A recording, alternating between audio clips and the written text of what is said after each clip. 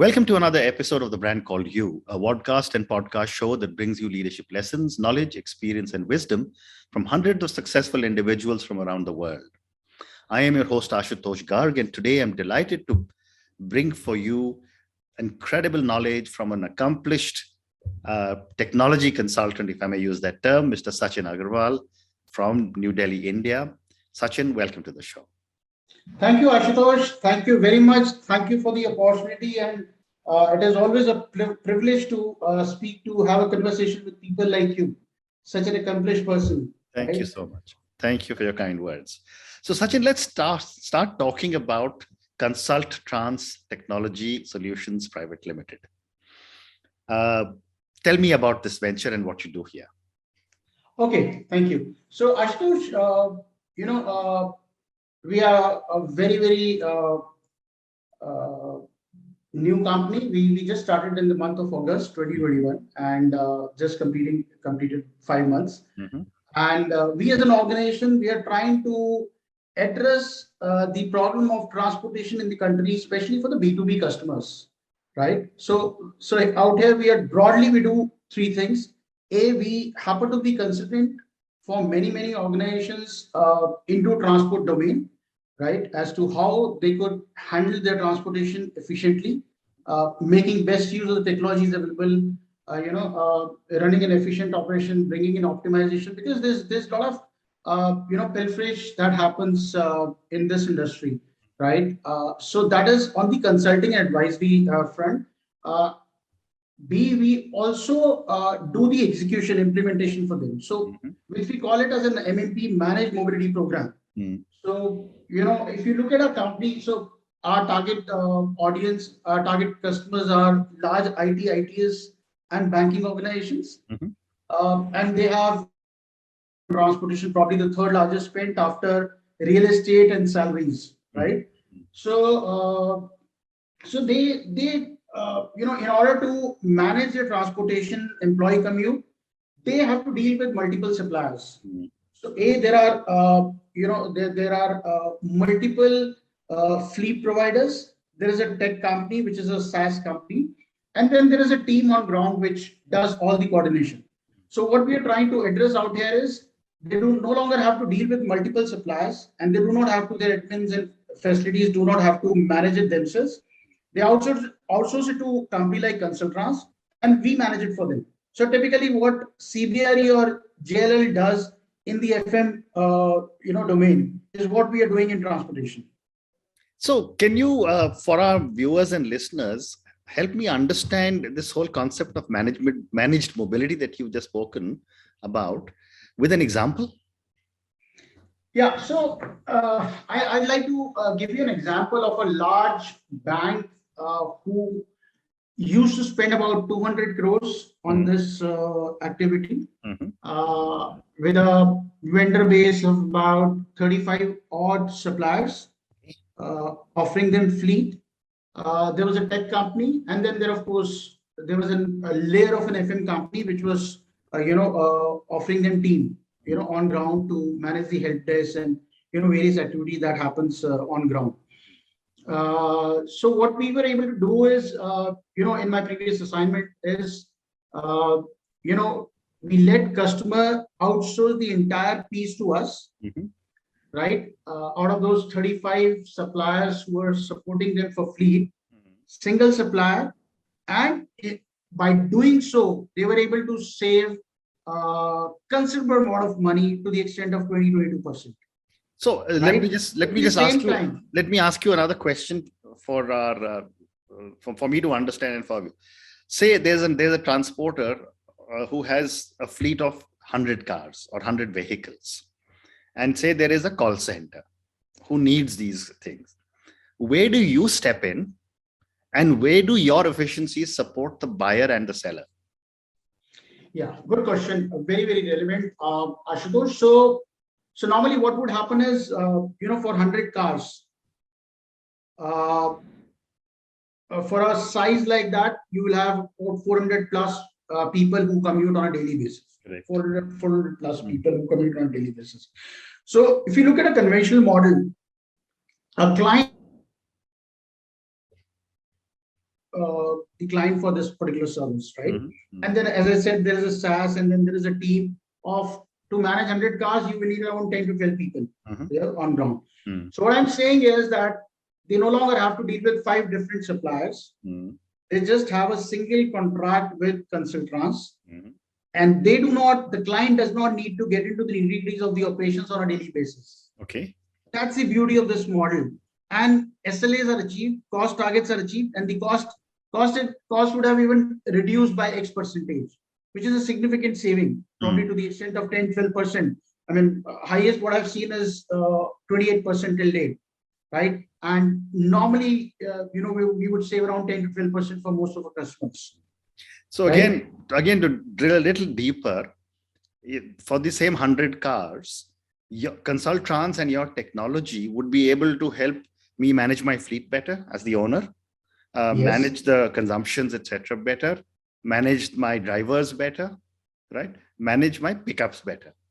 And from the BPO perspective, you would ensure that pickups are done on time, the costs are reduced, the cars are in good shape. I mean, am I correct in my understanding of all this? Okay, so let's look at it like this. So yeah, to a larger extent, you are. So look at BPO. So broadly, there are 2 deliverables that we are talking about, or 2 benefits that we are talking about. A, optimization of the cost, and B, enhancement in the services SLAs that we talk about, right? Okay.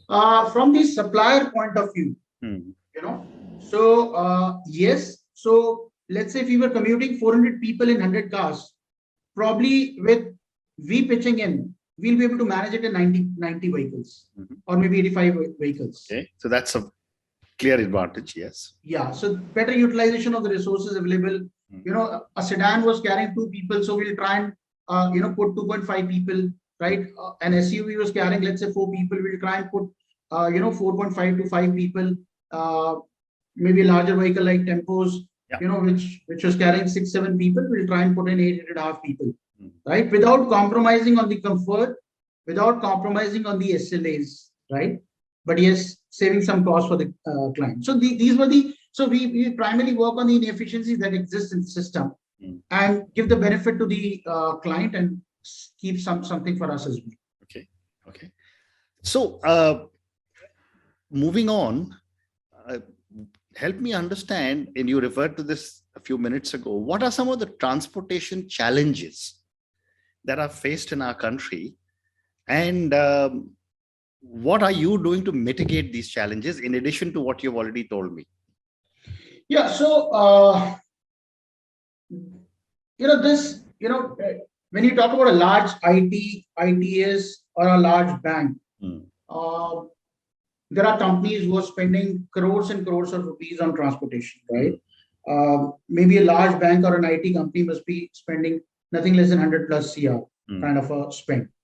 So this is a very, very sensitive and a very, very painful activity for these clients, right? So when you talk about outsourcing, we are taking over that pain. At the same time, we are talking about enhancing the services and cost optimization, right? So the biggest advantage for a client is by outsourcing the service, they do not any longer get into the non-core activity on a day-to-day basis. They can focus on other productive tasks which they have in hand, right? So we meet them on reviews, monthly, quarterly reviews, so they don't have to get into the nitty-gritties of the operations on a daily basis. Secondly, from the leadership standpoint or the top management, there's a lot of risk that they carry, while managing this portfolio themselves. So we take over that risk as well, right? We cover them. Yeah, we cover them certain insurances, right, which are huge. And in order to ensure that the client and the users, which are employees, are protected from any kind of potential risk that they are carrying, right? So these are the 2, broad deliverables or benefits that I could speak about. There are many. We already spoke about cost optimization. We already spoke about service enhancement, SLA enhancements. So that's about it. Okay. And Sachin, when I was reading about you, there is an interesting phrase that I picked up, which is you have developed key insights, knowledge, and passion to drive businesses. Help me understand this phrase, and if possible, give me an example without any names, of course. Yeah, sure. Thank you, Ashutosh. So, Ashutosh, all throughout in my 25 years of a career, I've been a thorough sales professional, right? And I think I've been worked really hard. If I were to divide my 25 years, first 10 years on ground, street smart, working, a typical Selu profile, right? Next 7 to 8 years, more of an operational kind of a role. I started my career with durables and electronics industry, and then gradually moved towards service industry. So there I learned a bit of operations. And now I think when I'm in a leadership role for the last close to 6-7 years, besides sales and operations, there's a lot that we need to, someone needs to learn. In terms of the people management, in terms of getting the right set of people, onboarded. I will not say best people, I will say right people. So I don't believe in hiring people from best of the institutes, but right people who can gel with the culture, who can gel with me, right? Or who can gel with the team. Gel with the culture is more important, right? That is one. The other thing is, your आपकी सोच बड़ी होनी बहुत जरूरी है. You have to have a very big vision, right?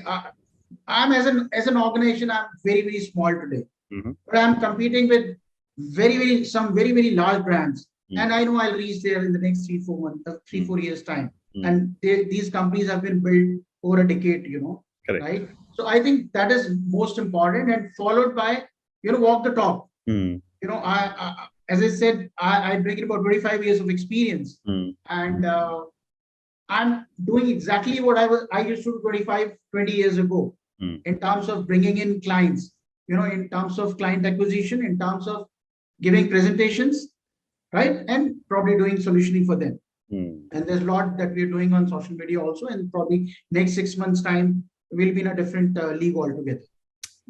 Amazing.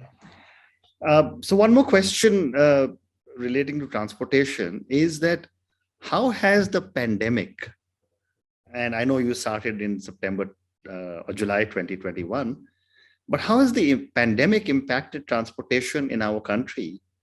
And what are some of the efficiency solutions that are being now built in, especially when a large workforce is probably choosing to work from home? So if you ask any of travel and transport guy this question, he will have tears in his eyes. I agree. Yeah. So let's go back to March 2019. And when the COVID hit us, our top line, the revenues came down to 10%, what we used to do. Not here at CT, but with the previous organization that I worked for. And we did not know what to do. And should we continue doing business or no? Right? That was a question that we had to answer.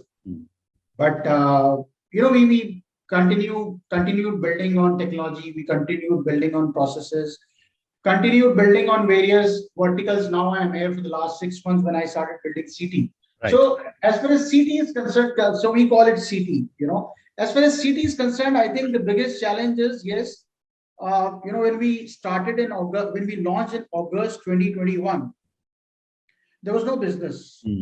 Clients are not really open to discuss whatever. I mean, anything to do with transportation. If you try selling them, they're not really open, right?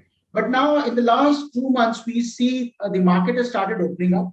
The revenues have touched close to about 20-25% of what we used to do pre-pandemic. Okay. But one good thing where I see a lot of opportunity is that You see, typically, if you look at any IT organization, which is the largest, target industry for us, which gives us close to 90% of the revenues, right, as an industry. So what has happened is, yes, I know a large IT company which had 1 lakh people, employees. So over last 1.5 years, they would have grown to 1,40,000 people, right? So when I say out of 1 lakh, we used to commute 30,000 people, right?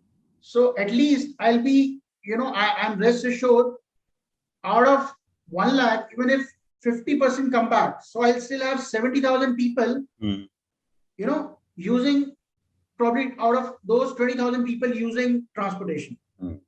So what I'm trying to say is, in the next 6 to 8 months time, what we see is our revenues touching around 70-80% of our pre-COVID numbers. Okay. With this logic, very interesting. Right? In terms of the new things that we have done, yes, there's a lot which has been over last few months, 5 months, while building city. There's a lot been done towards tech, the platform that we have. Secondly, we have decided, because there's a lot of when we talk to clients, there's a lot of discussions going around EVs, electric vehicles, and so what we have decided, that any client that we sign, there'll be an X amount of percentage of EVs that we will induct. Okay. Irrespective of whether a customer asks for it or doesn't ask for it. Okay. So foot in the door, right? A customer will be offered EVs with, let's say if a customer takes 100 vehicles from us, has a requirement of 100 vehicles. So goes without saying that there'll be 10 to 15 EVs, which we will start with, and we gradually take it to 40-50% in the next 6 months time, and probably a year from now. So these are 2 things that we have done, and there are many more in pipeline. Wonderful. So Sachin, I'm now going to move to the next segment. My viewers and listeners love to get to know my guest a little better. So let me ask you, 2 or 3 questions, which I say are personal questions. You are a relatively new entrepreneur. My first question to you is, what would you say are 3 key milestones in your life or your career? Good. So, when I started my career, just about 5 years, as I said, I started with the electronics and durables industry. My first job was with Ranbaxy for a tenure of about 2.5 years, and post that I was with Usha in a sales frontline kind of a profile. And post Usha, serving Usha for about 3.5-4 years, I got a break with LG. In terms of money, yes, double of what I was getting, and a different culture and a different exposure altogether, right? Going from a conventional brand, Usha International, to LG, which is an MNC, very, very aggressive environment, working with Koreans. So one good thing which we learned in LG is, they actually make you entrepreneur. In my tenure of about 4.5 years with LG, our MD Mr. KRK used to say that you don't need to do MBA, just come and join LG, right? So that's how they develop their sales guys. So that was one. Second was, when I took over as CEO with the previous assignment that I was in, and as I said, I was a typical sales and some of it operations kind of a mix. And when you talk about a leadership role like this, there's a lot beyond sales and operations. There's a lot that we need to do, and especially while you manage large teams. We started with just about 2 people, and when I quit that organization, we were 100 plus, a team of 100 plus people. So in that journey of 5 years, I think there were a lot of learnings which this organization gave me, and I was and I'm trying to implement those here as well, right? Uh, Third milestone would be, of course, CT, goes without saying. In last 5.5 months, uh, I think I'm back to square one. Things that I used to do 20, 25 years ago, I'm doing them again, though differently. But yes, I'm making sales calls, I'm giving presentations, doing a lot on social media, working on solutioning, working with the tech teams, right? Very, very basic things, and I'm just loving it. Wonderful. Right? Wonderful. And I think this will take me another 6 to 8 months, and I think we'll be in a different league altogether. Wonderful. Well, good luck for that. Thank you. My next question, and I think I have time for 2 more questions. My next question is, who or what inspires you? There are a lot of leaders, including you. So if I were to take a name, you can leave out names. Names are not relevant. No, I don't mind. So Warren Buffett would be one. Yeah, for a simple, I remember his quote, if you buy things which you don't need, you'll have no money for the things that you need. Right? So, and I think for the last 7, 8 years, I make sure that whatever I earn, out of my job or my business that I do, I leave aside about 30-35% of it towards the savings. So that's the biggest learning from Mr. Buffet that I have. Wonderful, wonderful. Yeah. And my last question to you, Sachin, you've said a few times in our conversation that you spent a large part of your career in sales. My question is, what would your advice be to a young individual who's starting off on her or his journey in the corporate world? Yeah, very, very, very relevant question. It's good to be good in studies, be a topper, do higher studies. But at the same time, beyond a point, I think grades don't matter, right? What is more important is, how passionate you are about a thing, right? Whether you are in a job or you're doing something of your own. So I would like to leave it with this note. Either you make your hobby your profession, or you make your profession your hobby, or your passion. So that's important. So whatever you do, you got to be proficient in that, right? And success will be yours. What great advice. Fantastic. So Sachin, on that note, to quote you, whatever you do, make sure you're passionate about it and success will be yours. Thank you so much for speaking to me. Thank you for taking me through such an amazing platform that you are creating with ConsultTrans, or CT as you call it. Thank you for talking to me about the challenges that are being faced in this industry and how you are mitigating a lot of these challenges. Thank you again and good luck. Thank you very much. It was a pleasure talking to you, Ashutosh. Thank you. Have a nice day. Thank you. Thank you for listening to the Brand Called You videocast and podcast, a platform that brings you knowledge, experience, and wisdom of hundreds of successful individuals from around the world. Do visit our website www.tbcy.in to watch and listen to the stories of many more individuals. You can also follow us on YouTube, Facebook, Instagram, and Twitter. Just search for the Brand Called You.